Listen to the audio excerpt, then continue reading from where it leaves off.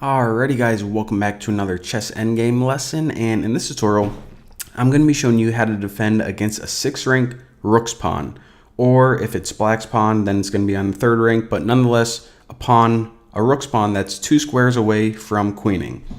So the first thing we have to notice in this position is that we have a knight, and that's it, no other pieces, no other pawns, and a knight isn't good enough to checkmate with. So we cannot win this endgame. We can't win this game. Best we can do is draw.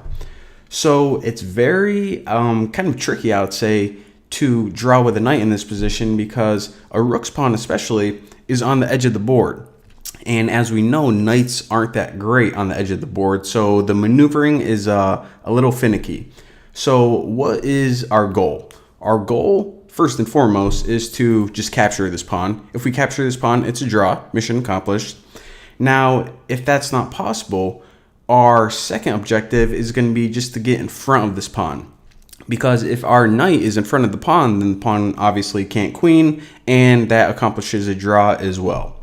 So what we want to do is with each of these steps, we're just going to maneuver our knight to get in a position closer to the pawn so we can accomplish one of those two goals. So white to move, we'll just go ahead and go to g4. Now this king, obviously, what they need to do is get out of the way so the pawn can go ahead and promote, and they also are going to try to simultaneously attack our knight. So the best move for black in this position is g3. Now what we want to do is, obviously we want to move our knight somewhere because we don't want to be captured. Can't move it here, or else it's just going to be captured by the king. So e3. Now what the king is going to do, the black king, is continue their mission of trying to push us away. So they are just going to go to f3. And now it's actually a pretty critical moment.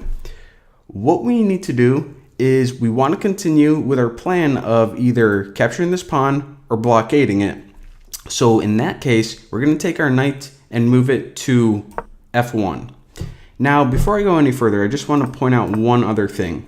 Let's say that instead of right here, where the king moved to f3, let's say instead they decided to push their pawn.